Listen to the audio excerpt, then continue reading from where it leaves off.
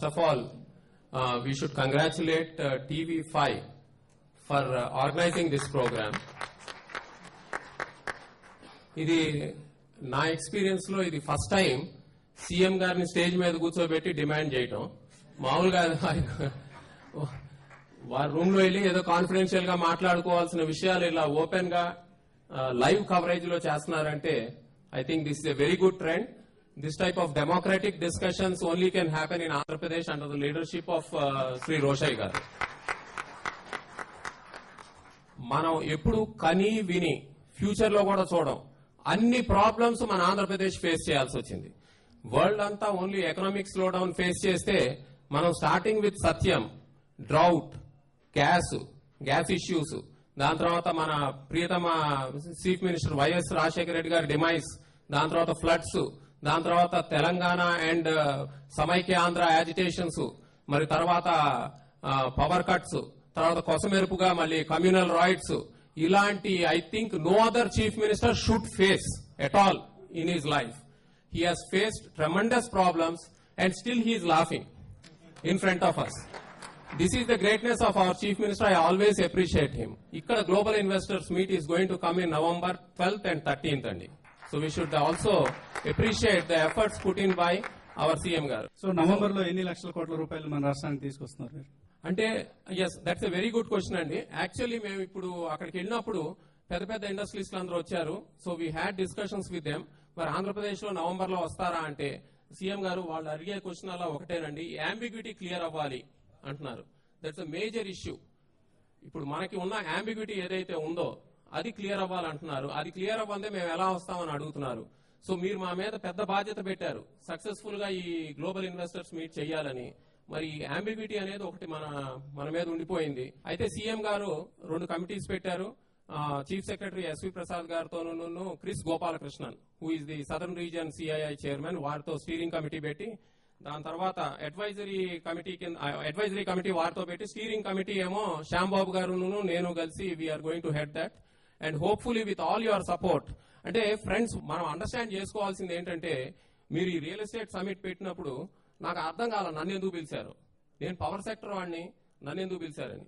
ఎందుకంటే any person కి మనం చూడాలంటే దే ఆర్ ఓన్లీ 2 ఇండసెస్. ఒకటి పవర్ కన్జంప్షన్. కంట్రీలో పవర్ కన్జంప్షన్ పెరిగితే స్టాండర్డ్ ఆఫ్ లివింగ్ పెరిగినట్టు, అదే రియల్ ఎస్టేట్ బాగుందన్నా కూడా స్టాండర్డ్ ఆఫ్ లివింగ్ పెరిగినట్టు. సో ఈ రెండింటికి ఆ విధంగా రిలేషన్షిప్ ఉంది. Probably that's the reason you have called me. So మనకి ఇప్పుడు కనిపిస్తుంది real estate is Shekhar Reddy garu, it's not really taking off as you all want.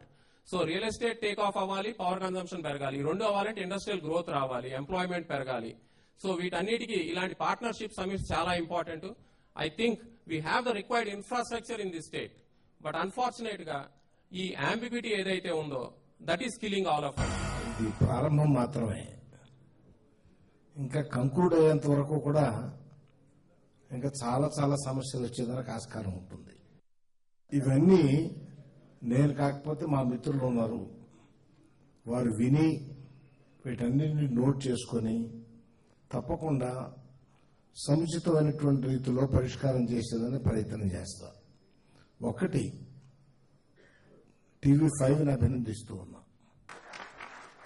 ఇలాంటి కార్యక్రమాలు పెట్టడం ద్వారా ప్రజలందరి దృష్టిని ఈ సమస్య పట్ల ఆకర్షితం చేయడానికి అవకాశం ఉంటుంది. లేకపోతే విడివిడిగా మీరు కానీ నేను కానీ అందరూ కూడా కూర్చొని మాట్లాడుకుంటూ ఉంటాం. ఇది ఒక సమిష్టి ఆలోచన. 10 మంది కలిసి హైదరాబాద్లో ఉన్నటువంటి పరిస్థితులను కూడా దృష్టిలో పెట్టుకొని, హైదరాబాద్ పెరుగుతున్నటువంటి వాతావరణాన్ని కూడా దృష్టిలో పెట్టుకొని, హైదరాబాద్లో ఈ హౌసింగ్ ఎఫోర్డబుల్గా, అంటే ఏ ఆదాయ వర్గం వారికి ఆ ఆదాయ వర్గానికి తగినట్టుగా, అందరూ కోటీశ్వర్లు కాదు, అందరికీ బంజారా హిల్స్ లో ఇండిపెండెంట్ హౌస్ కావాలంటే కుదరదు. కానీ అందుకనే అఫోర్డబుల్ హౌసింగ్ అని చెప్పారు.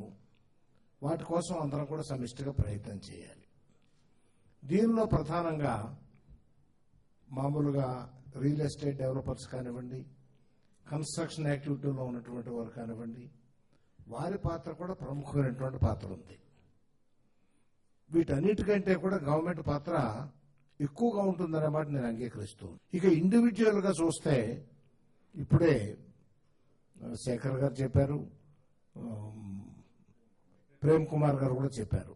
గవర్నమెంట్ వీటన్నిటినీ దృష్టిలో పెట్టుకుని ఇటీవల తీసుకున్నటువంటి కొన్ని నిర్ణయాలు, ప్రతి నిర్ణయం జాగ్రత్తగా ఆచితూచి చేయాలి. ఒకవైపున ఆర్థిక మాంద్యం ఉన్నది, అంతర్జాతీయంగా ఉన్నది, మన దేశంలో కూడా ఉన్నది, మన రాష్ట్రమే ఎక్సెప్షన్ కాదు. ఆర్థిక మాంద్యం ప్రభావం మనపైన కూడా తీవ్రంగా పడ్డది. అయినప్పటికీ కూడా కొన్ని కన్సెషన్స్ ఇచ్చే ముందు ఇవి ఆచరణలో ఎలాంటి ఫలితాలను ఇస్తాయనేది కూడా చూడాలి. మా గవర్నమెంట్ సంబంధించినంత వరకు కేవలం డబ్బు అనేది కాదు, డబ్బు కూడా కావాలి. కానీ ఆ డబ్బుని చెల్లించేటువంటి ప్రజల సౌకర్యాన్ని, వారి ఆలోచనల్ని, వారి ఈతి బాధల్ని, వారి కెపాసిటీని ఇవన్నీ కూడా దృష్టిలో పెట్టుకొని కొన్ని నిర్ణయాలు తీసుకున్నాం. ఆ నిర్ణయాల వల్ల కొంత ఆర్థికంగా కొంత తగ్గుతుంది ఆదాయం. బట్ తగ్గినప్పటికీ కూడా యాక్టివిటీ బాగా పెరిగితే ఆ తగ్గుదల కాంపెన్సేట్ అవుతుందనే విశ్వాసంతో ఉన్నాం. ఇంకా కొన్ని 1-2 కార్యక్రమాలు చెప్పారు. వాటిని నేను ఇమీడియట్ గా ఇక్కడే కూర్చొని వితౌట్ ప్రాపర్ ఎగ్జామినేషన్ నిర్ణయం చేయడం కష్టం.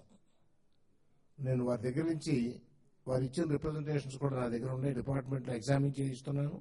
ఇంకా ఏమైనా ఉంటే ఇన్ డ్యూ కోర్స్ చేస్తాం. ఒకటి, వీకర్ సెక్షన్స్ ఉన్నారు, వాళ్ళకి హౌసింగ్ పెద్ద ఎత్తున చేపడుతున్నటువంటి రాష్ట్రాల్లో మంది కూడా ఒకటి. అలాగే మధ్యతరగతి కుటుంబాల వారి కోసం గవర్నమెంట్ ఎన్నో ప్రోగ్రాంలు టేకప్ చేసింది. మధ్యకాలంలో కొంత స్లంప్ వచ్చింది. అంటే గవర్నమెంట్ ఆఫర్ చేసినప్పటికీ కూడా తీసుకునే దానికి ముందుకు రాకుండా ఉన్నారు. కొంచెం మరలా స్టెబిలైజ్ అయ్యి ఇంకా ఇది డీపెన్ కావటం లేదు, పర్వాలేదు, పరిస్థితులు మెరుగవుతాయని ఆశ మాత్రం కనపడుతూ ఉంది.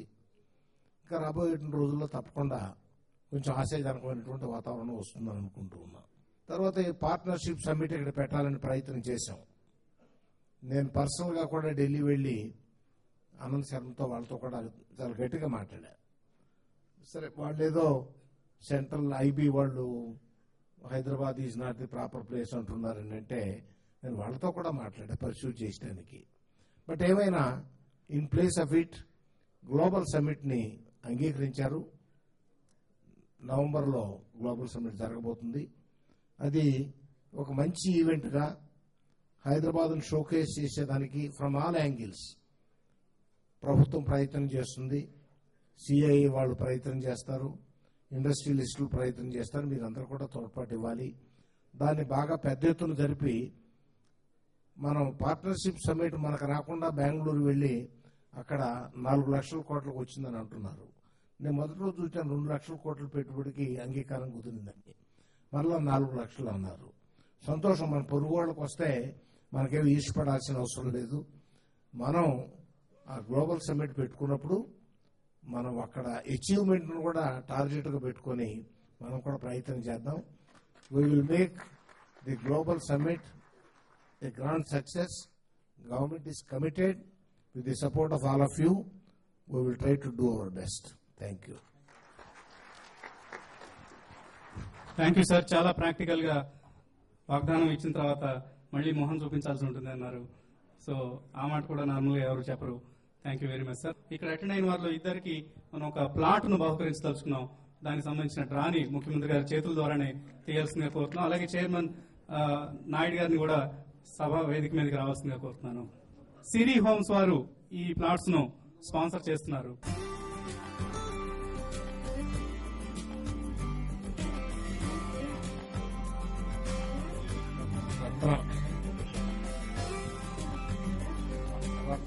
సిరి హోమ్స్ వారి ఆ ప్లాట్ సంబంధించిన డాక్యుమెంట్ ఇవ్వాల్సింది కోరుతున్నాను. అగ్రిమెంట్ ఫర్ సేల్ కూడా రెడీగా ఉంది ఇక్కడే.